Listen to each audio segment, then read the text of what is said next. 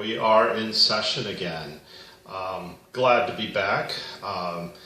Honored to have you join me. Hopefully you're back as well and you've watched some of my earlier videos.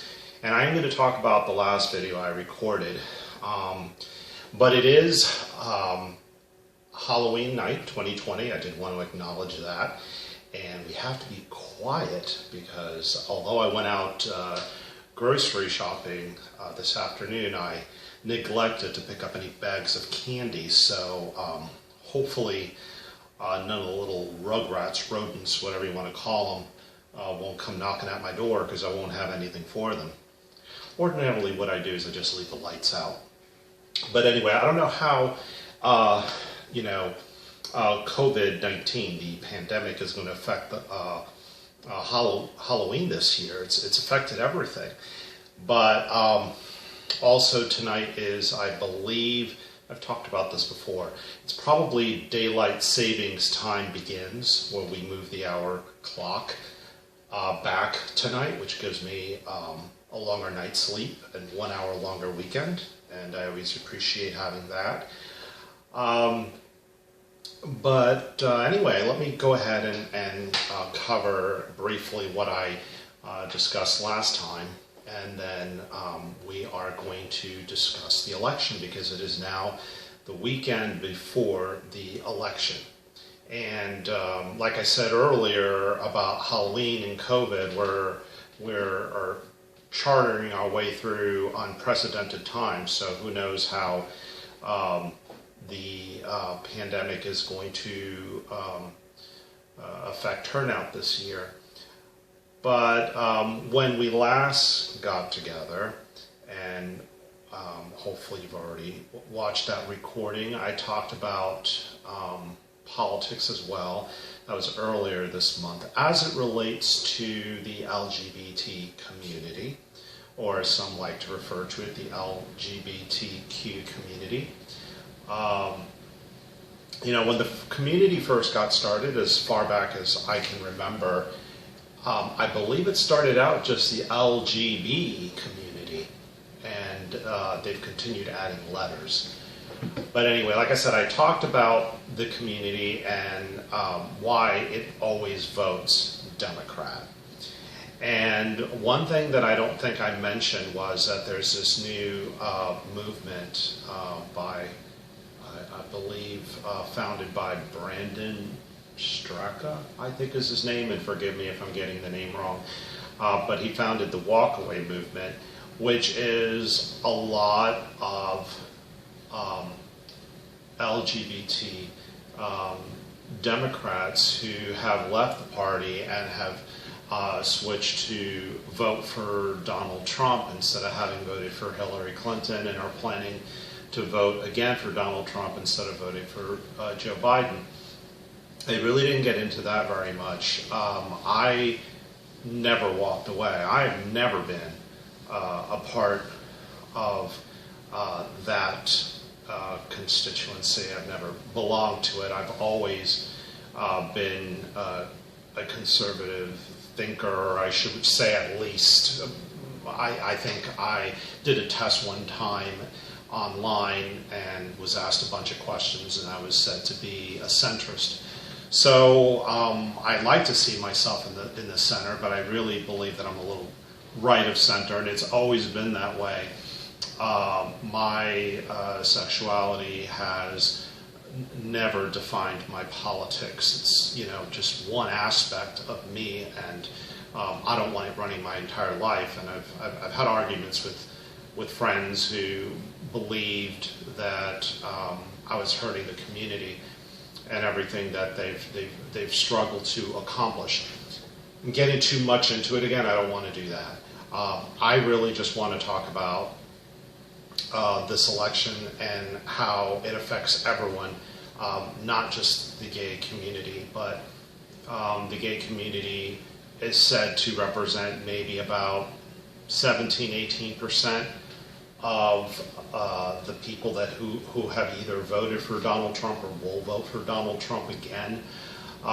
It's really hard to know because no one is probably asked if they belong to that community, and even if they are, they can lie about it. The African American community can't do that. You can't say that you're not black if people are looking right at you and you look black, right? So the black community, if lucky, the president's lucky, he'll get about 20% of the vote. But it may be even more this time. The president, and I think I might have mentioned in my last video some of the things that the president has done for the LGBT community. And I'm going to go over some of this stuff again. You know, when I record these videos, they sit on my tablet for months before I start editing them, and then that may take a few weeks, you know, my spare time of editing before I get them uploaded. But when I edit them is when I see them again, and then I upload them and I never watch them again. So I've been doing this now for a few years, and I don't remember all the things I've talked about, and I really would like to sit down now and cover things that I've never discussed before. At the same time, I don't want to, shy away from covering something on the assumption that I might have already covered it. So if I've covered it, hopefully you haven't seen those videos. None of my other videos ever before, or at least the video where I may have covered it in. So, anyhow,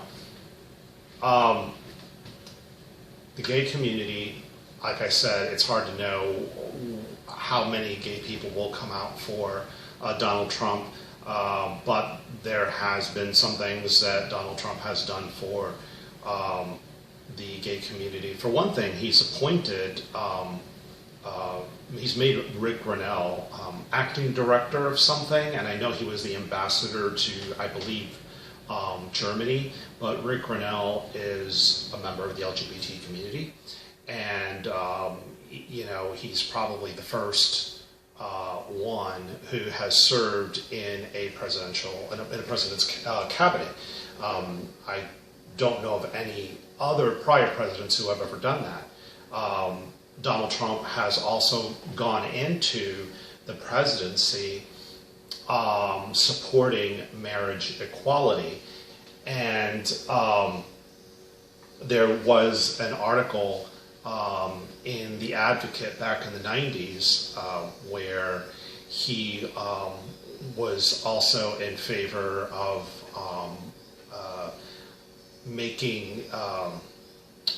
adding or creating hate crimes legislation to protect the gay community, because I think Matthew Shepard was being discussed, and he was unfortunately a young male, 21 years old, who's lost his life as a result of a hate crime just based on his sexual orientation. It's something that's the president's has never expressed anything homophobic.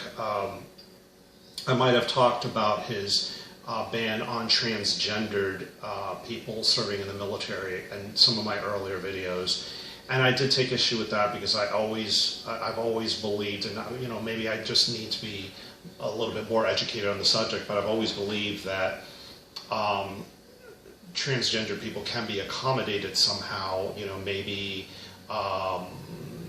any expenses associated with their transition should not be paid for by the military, and their transition, if it affects their ability to serve somehow, maybe under those circumstances, they should be excluded, but I don't think there should just be an across-the-board ban on them.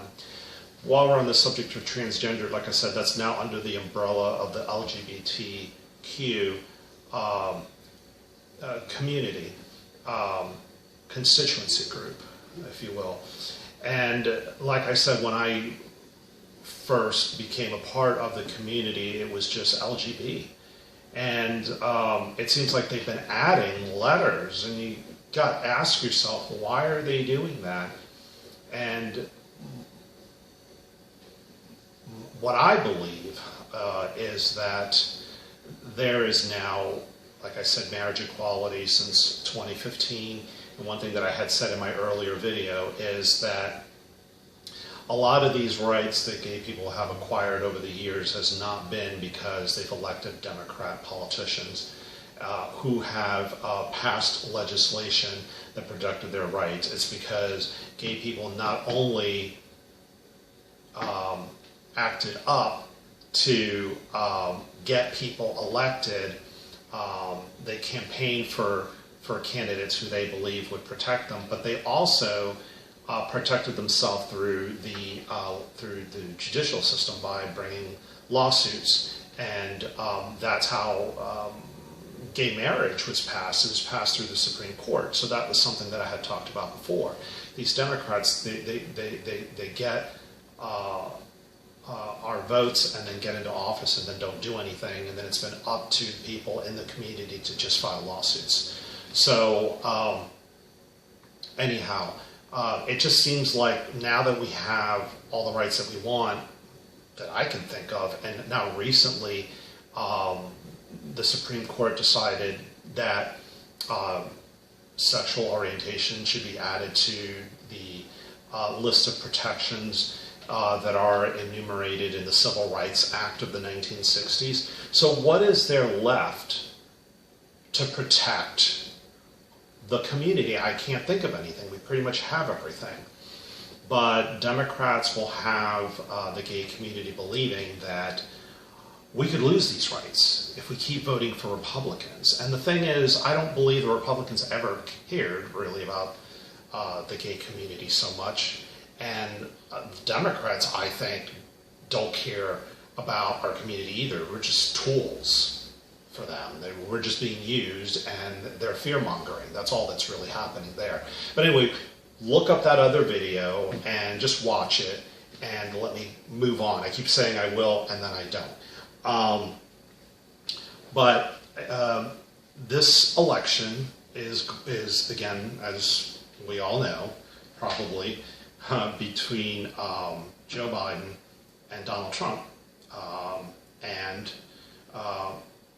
Kamala Harris is or Kamala Harris, I can never say that correctly. She's the Democratic vice presidential candidate, and Mike Pence is the vice presidential Republican candidate. And I want to talk about them a little bit and tell you what I think. And I'm not going to sugarcoat my words. I'm just going to put it right out there.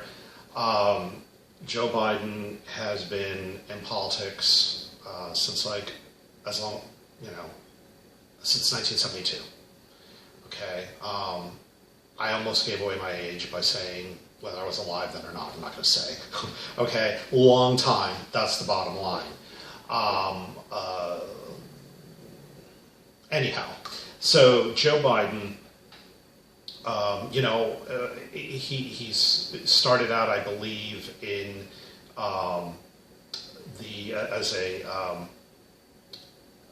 as a congressman, and then later became senator of Delaware, and then vice president. He ran for president twice. In 1987, he was running. He dropped out, got booted out. He got in disgrace because he had plagiarized some speech of some member of parliament over in the UK. Thought nobody would find out, I guess. So the man doesn't have an independent thought of his own. I mean, that's a sign of that. Ran again in 2007, dropped out again. Now running again in 2016. He's 77, maybe he's even already 78 years old. I hear him speak, and he can't seem to string 2, 3, 4 coherent sentences together. I don't know what he's talking about half the time. And the president has a name for everybody, and he calls him Sleepy Joe. And I think that he's not up for the job. He is showing signs of dementia. I'm no doctor, but I, had a grandmother that had it, and I see the similarities. When she started slipping away, he seems to be slipping away. So it doesn't seem like if he gets elected, he's going to be able to serve his term, and he's, by his own admission, said that he's quite old, and he's alluded to the fact that he may not finish his term, which would make Kamala Harris president. And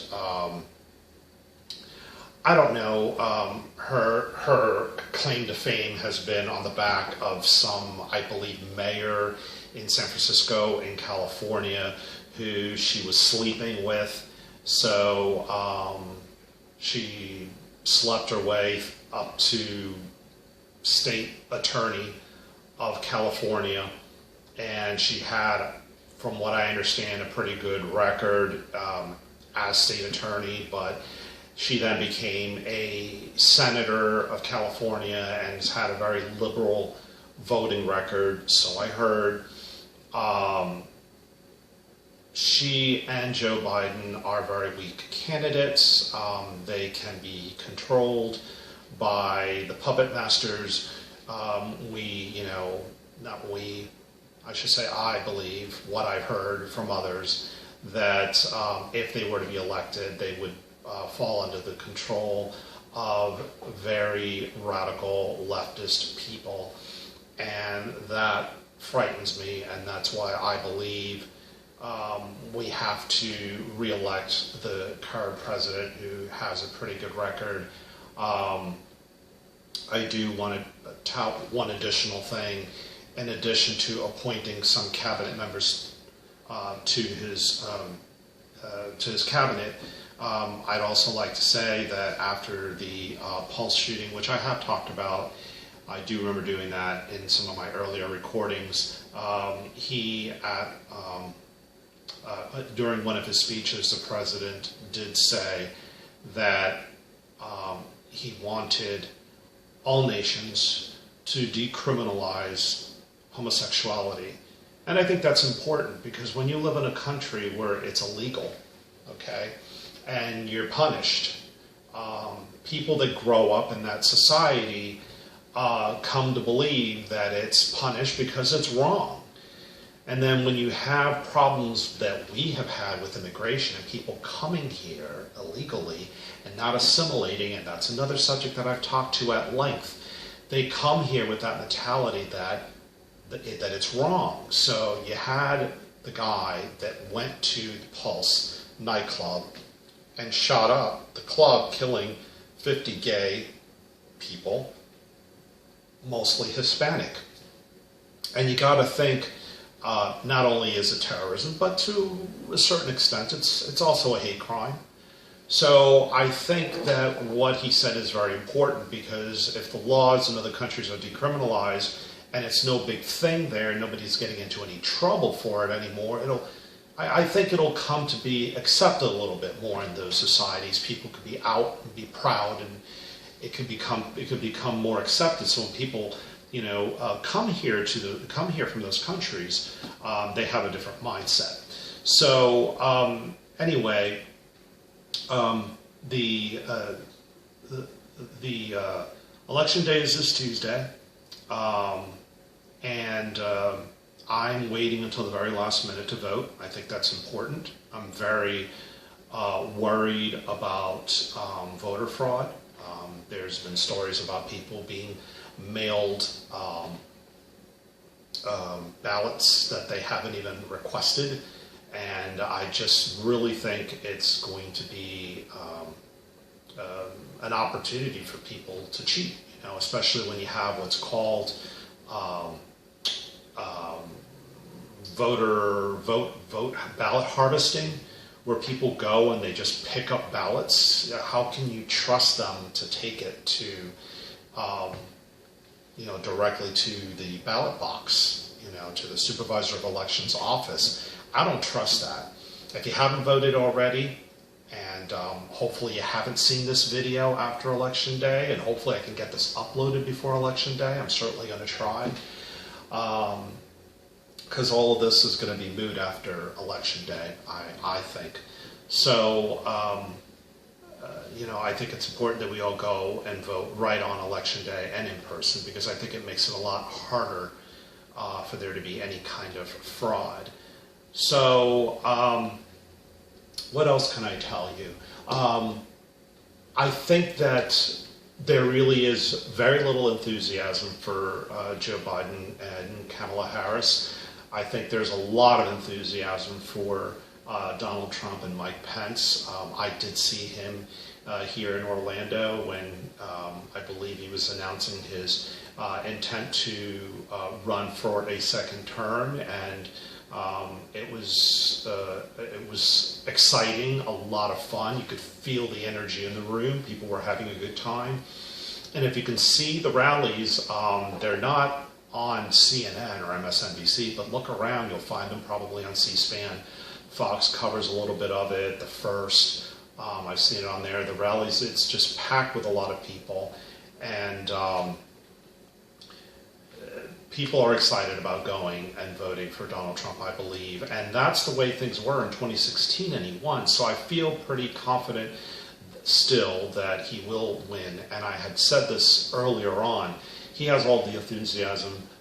Joe Biden, there really isn't much enthusiasm.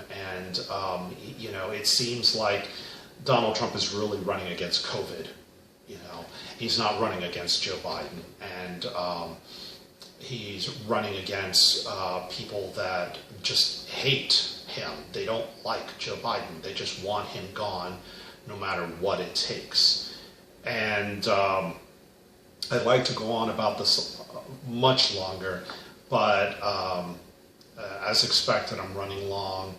There's a lot more I'd like to say. But, you know, perhaps, well, not perhaps, I definitely will do another one of these recordings. I don't know how soon after Election Day, but I'll try to do that, and then we could reflect on how everything panned out. But yeah, again, that's my prediction. I think Donald Trump will win again, and I am even thinking he may even win the popular vote this time. He only won the Electoral College last time, and some of the states that he flipped that were ordinarily blue states, Wisconsin and Michigan and Pennsylvania, went for Donald Trump in 2016, and I think they will deliver for the president again. Pennsylvania more likely than Wisconsin and Michigan, and probably Wisconsin is the one that's least likely. It may not even happen. I think Ohio remains in the column for the president, and Florida is close, but I think he'll eke out a win again, as the Republicans usually do. Texas, they're trying to lead us to believe that it's close, but nobody's campaigning there, so you would think that they probably gave up on Texas. Texas hasn't been won since 1976 when Jimmy Carter won, and I know some people probably find that hard to believe. My theory on that is, remember in 1976, a lot of people wanted Ronald Reagan to be the Republican nominee, and he wasn't. So probably a lot of Republicans in Texas stayed home, and that's how Jimmy Carter prevailed. Minnesota is also somewhat in play. It's leaning blue. It's certainly not a purple state. Hasn't been won since '72 when Nixon won it. So it's unlikely to go to Trump this time. But he's campaigning there. He's certainly going to try. He had a rally there. Supposedly 25,000 people wanted tickets. Well, can you believe that? And only 250 people were allowed because of COVID, for their own safety. You know, it's pretty shocking, but my mother received a letter from Donald Trump, and she received it in a box of fruits and vegetables and milks and cheese and stuff, and she says she gets a delivery every month. It appears that the president very quietly is working with a lot of the farmers and having boxes of fruits and nutritious foods distributed to probably religious organizations that are then distributing it to their flock, and that's how my mother got it. And it's just another example of the compassion that our president has for us. And in the letter, he did say to practice good safety measures such as hand washing and also social distancing, and even wearing a mask if you feel safe doing so. I have the picture of the letter that my mother sent me on my phone. I just want to wrap up, otherwise I'd read it to you. But I believe he said, if you feel safer wearing a mask, wear it. So, the bottom line is he does encourage wearing a mask, but he doesn't demand it. He never has, and I think that is the proper role of our elected officials, to tell us what we should do, and then we need to decide for ourselves, using our own brains, what's right for ourselves and our family. So anyway, thank you for hanging in with me as long as you have. I greatly appreciate it. Even if you only even for those that only watched a minute or two and then clicked out, I appreciate their time. Really, I do. So I want to thank you for listening, and thank you for agreeing. If you didn't agree this time, watch some of my other videos. I'm sure you'll find one that you totally agree with, all right, because I try to talk about everything. So that's all I have for you, and have a good night. Thank you. We're done.